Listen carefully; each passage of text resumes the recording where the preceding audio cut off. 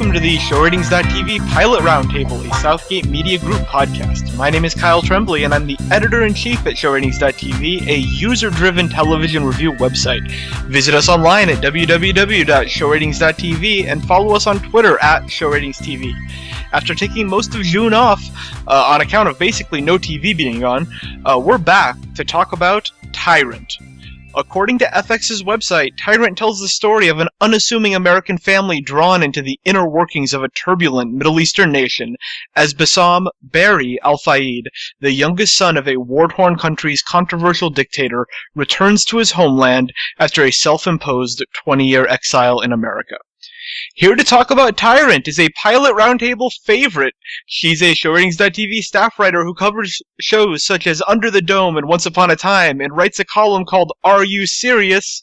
Olivia Richards, welcome back. I am back. You return triumphantly. Like, Barry to whatever random Middle Eastern country the show is set in. Oh, I love how they had to specify that it was fictional. It's yes. Not real. Not real at all. So hold on, before we get to Tyrant, on a scale of 1 to 10, how excited are you that Under the Dome is returning next week? Can you even put it on a scale? You can't. No, my excitement is through the roof. On it's a scale... as much as Jim can put into a propane tank. I was going to say, on a scale of mini dome to big dome. I like your propane tank one, though. Okay, so on to... what should be an ostensibly more serious show, although we can debate that in a second. Tyrant. So, what did you think about this show going in? Like, going into this, did you have an idea of what this would be? Where were you? You know, honestly, I wasn't sure because I had seen the promo and, like, FX made everything seem very ambiguous because all I saw through the promos was, like, a man in a suit standing in the desert. Yes. And I was like, oh, Tyrant. And I was like, okay. So that told me nothing about the show at all. So now my interest is piqued. And so I was like, okay. And I was, looking through and kind of seeing, like, through IMDb, like, what the general premise was. And I'm like, okay, this could be really interesting if we're going to do it the right way, I guess, mm-hmm. Because we're talking about conflict in the Middle East. And we all know, like, we're Westerners. That's kind of a big hot button issue. Right. So, the fact that we're now seeing this on TV is kind of really relevant to what's been happening. So that was sort of my general impression going into it. Yeah, I had, maybe expectation might be strong, but I had a hope that it would be topical, because I don't think you can set a show in the Middle East in 2014 and not make it topical. Like a show like The Americans, which is set in the 80s in Russia, can be very much grounded in its own world, because it's in the past and it's in the Cold War, which is past. This is stuff that's happening right now. And so I feel like if you're going to do a series about the Middle East, it needs to be relevant to the present day in some way that makes it compelling. So, having said that, as you start laughing. Okay. Yeah, having said that, that was not the series that I just watched, at least in my my view. What are your thoughts after? I mean, we watched the episode literally 5 minutes ago. So what are you thinking? It's all fresh right now. It's really fresh. The wounds are fresh. I can't say I was a fan. I'm not a fan. I was watching it, and that was my biggest thing, was that, oh my god, we're covering conflict in the Middle East, and we all know after everything that's been happening, for the past, 10 plus years, this was going to be something that was going to hit home for America. And yeah, I don't think I was a fan of how they went about it in a variety of different ways. We can, get into that. But... Yeah, absolutely. Oh, we'll get into it. Because we'll get into it. I also was not a fan of this for a multitude of reasons. I mean, let's start with, because we're talking about the Middle East, and that's, I think, the big draw for this series. But I did not find this show to have a particularly strong sense of place, even though it absolutely should. It shoots in Israel. It's set in the Middle East. It for all the world should feel very foreign and very exotic. And I think it's because the lead is a white guy.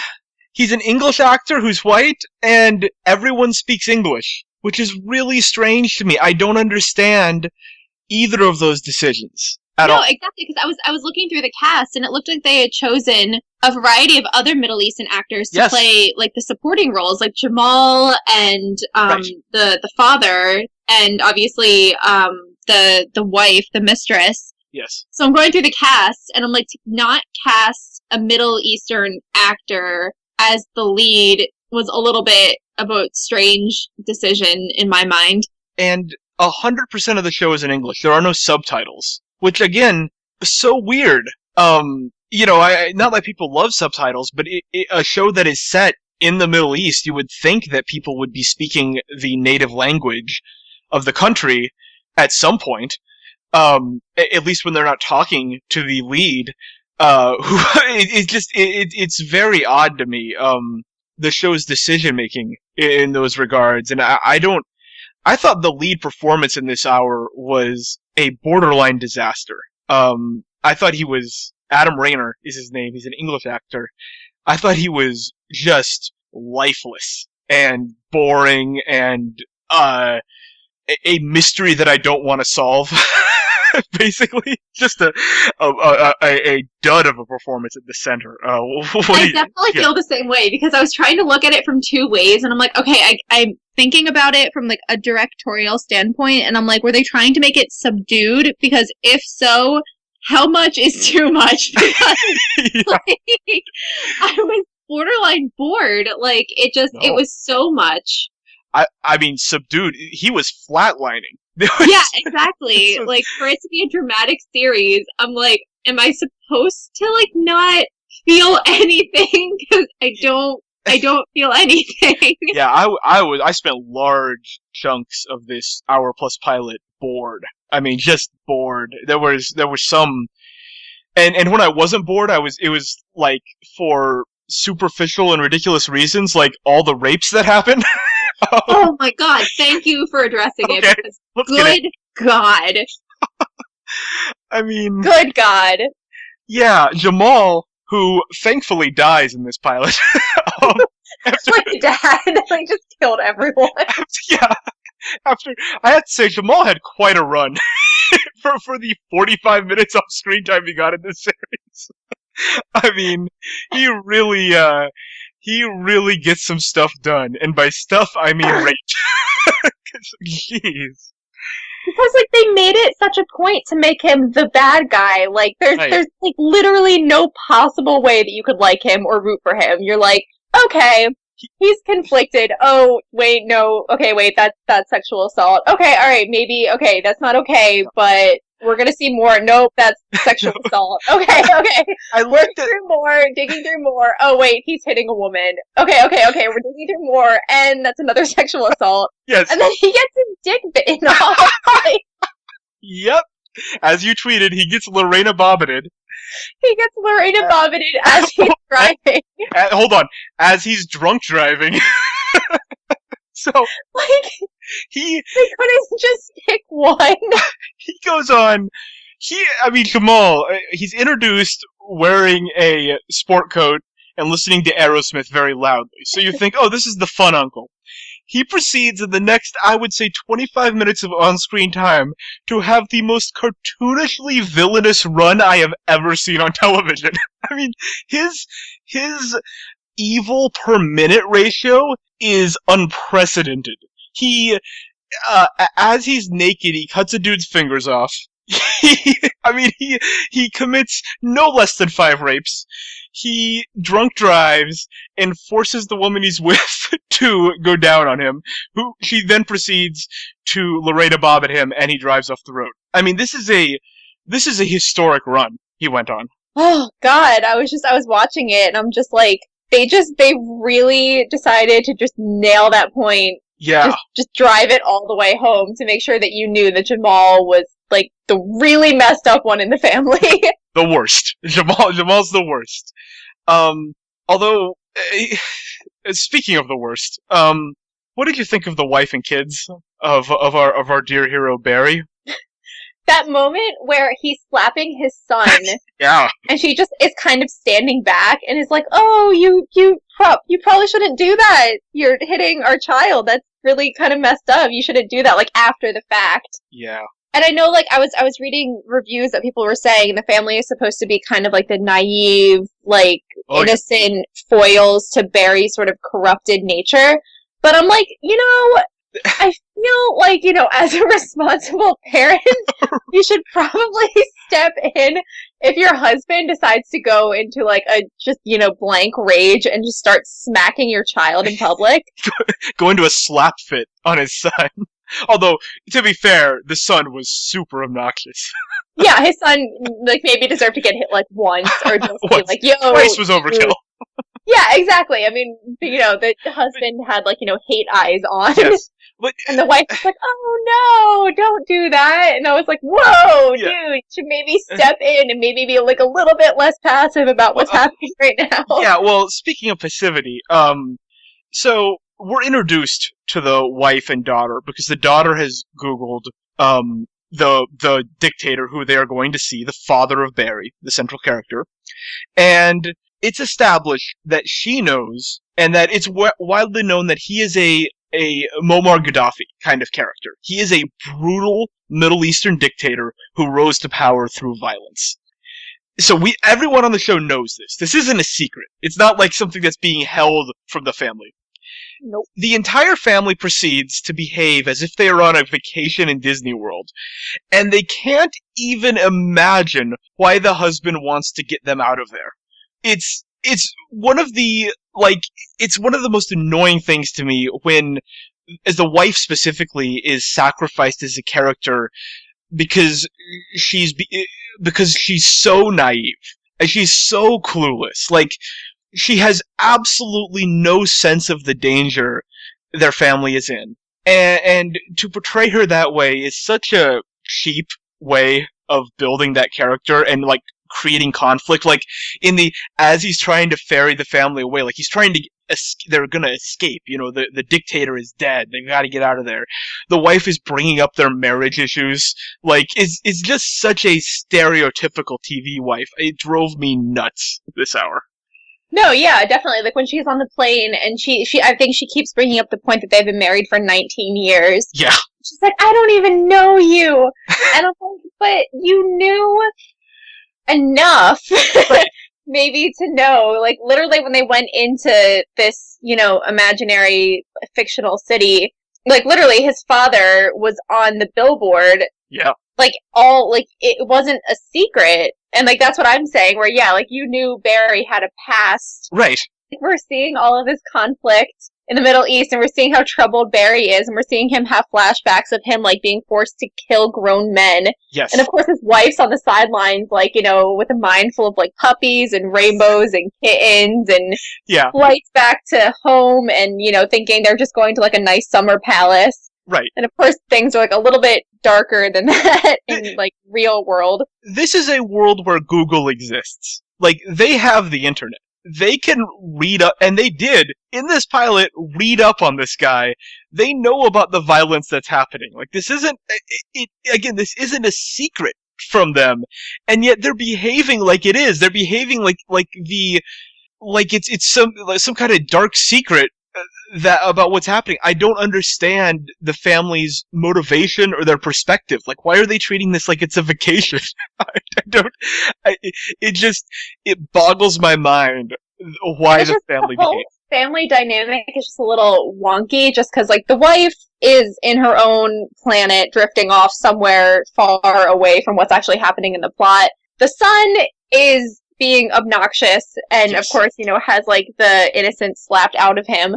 Yes. And then the daughter is talking about the patriarchy, just, like being, like, socially conscious on the sidelines and, like, being rebellious, like, against everything else that's happening. And it's a very strange dynamic that's happening. Yeah, everything that happened in this pilot was obviously in service of creating a situation where Barry gets sucked into leading this country. Like, he becomes the tyrant, basically. Like, that's what this pilot set up.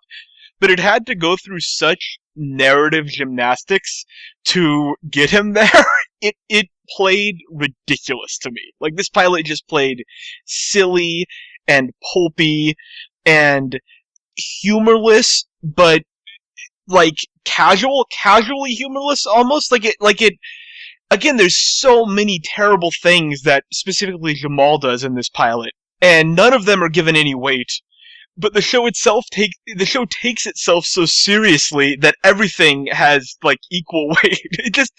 It's all over the map in terms of in terms of like tonally, in terms of like what its message is. Like it's just a hot mess, honestly.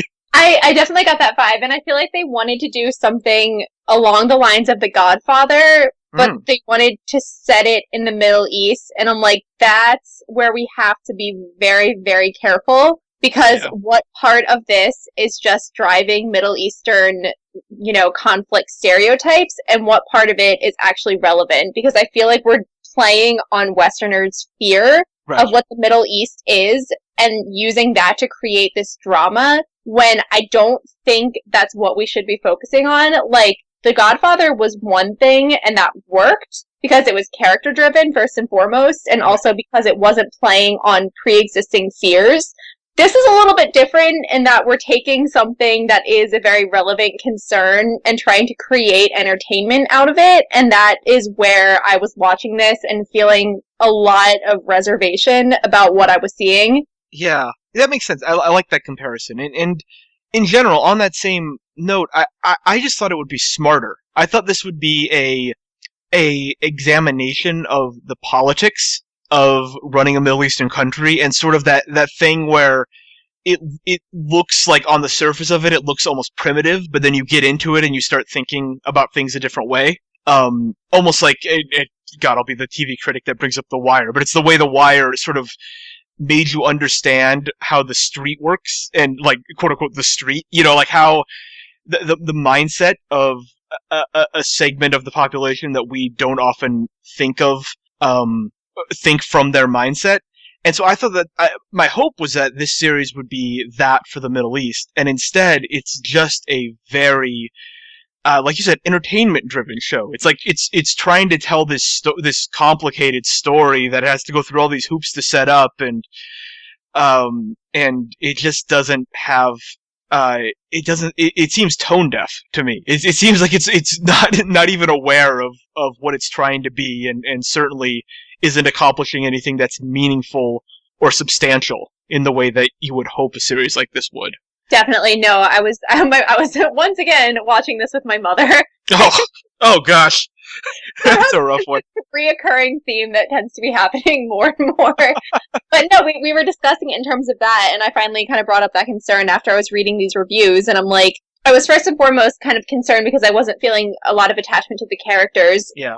I felt like they were trying to just give more and more drama, and especially, for it to be the pilot, when you're just hooking people in, to have it be so laden with all of these things that are happening, that seemed detrimental right off the bat. But then when we started to get into more and more of like the political issues at hand, that's what I started to pick up on that made me feel like a little bit more uneasy about what was happening. Right. Yeah. I don't think based on this pilot, I don't think this show has anything to say.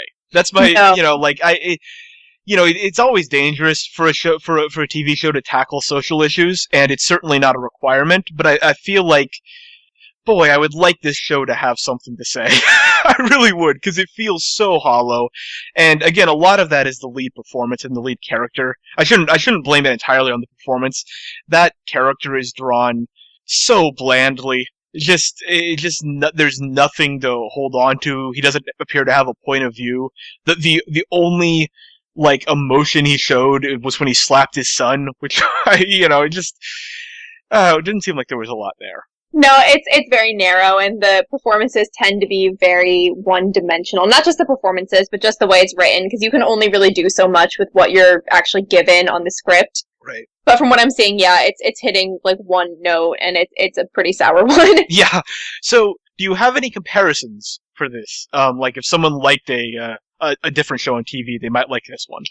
You know what? Honestly, I'm not sure. The biggest comparison I could give this to was The Godfather. Yeah, that was a good one. But, along the lines of that theme, if you're interested in shows, I'm thinking like The Borgias from Showtime. Okay. Something like if you like crime families and kind of things along those lines, like how one character develops into who they become as a conflicted criminal, sort of like the Michael Corleone type, then yes. I think this show would be for you. I think that's exactly right, and I think I have the perfect comp, which I, of course, did not think of myself. Credit goes to Jocelyn Risch, Twitter friend, who made the comparison to Ray Donovan on Showtime, which is exactly what this show is. It's a show that takes itself with great seriousness, about a crime family, where the husband knows everything, the wife and kids are clueless, they don't understand why he's taking everything so seriously, and they are easily duped by a member of the husband's family. And it's a show that doesn't, that treats itself as prestige television, but from just from a quality perspective, plays more like a TNT drama, maybe. Like it's, oh yeah, I definitely get that vibe. Right, like they just in terms of the quality of the plotting and the writing of this pilot, I would put this on par with with like a basic cable drama, TNT, TBS kind of vibe, USA. Like maybe even lower than like a Suits or something. Like that's where we're at with this. But it treats itself like it's Mad Men. Like it clearly thinks of itself as a top level prestige drama, which was exactly what I found so repellent about Ray Donovan. And it is so clear, like right off the bat, that Tyrant is that show. So no, definitely not high praise in my book. No, you're cracking up a big can of drama light. Yeah, diet drama. Diet drama. All right. So, Olivia, thumbs up or thumbs down on Tyrant? My thoughts on Tyrant. It's a paper. Not. Yeah, it's not the best thing that's happened, but it's certainly not the worst. Really? That's a kind assessment. Do you give it the thumbs up or thumbs down grade? Personally, for me, it's a thumbs down. I'm gonna have to give it a thumbs down. Yeah, I give it a solid thumbs down. And I don't see it rebounding, honestly. No. This series, and obviously we've only seen one episode, but I feel like this one is only going to get worse. What I saw was not encouraging in this pilot at all. Yeah, no, I don't have high expectations for where the show is going. Alright, neither do I. Okay, we only do depressing pilot. Remember our last one was Undateable? We're gonna have to find one that's really amazing just so we can fill our lives back with hope. We need a good show to premiere this summer, or else this is gonna be a depressing summer of pilot roundtables. And this, I feel like days we're gonna rally. Yeah, we are. We're going to have to rally. I feel like this was our best hope. Like you see those promos for Tyrant, and they look interesting and prestige-y, and boy, it just didn't happen on screen. Nope. Nope. A letdown. A big nope. All right. Big nope. So, Olivia, thank you for being here. How can people keep up with you online? I am on Twitter. My handle is @RichardsOlivia. So yeah. Excellent, and they can read you at showratings.tv. You'll be writing various things, including your Under the Dome reviews, which I'm really looking forward to. Oh yeah, you have less than a week. Less than a week. I'm gonna set up a countdown.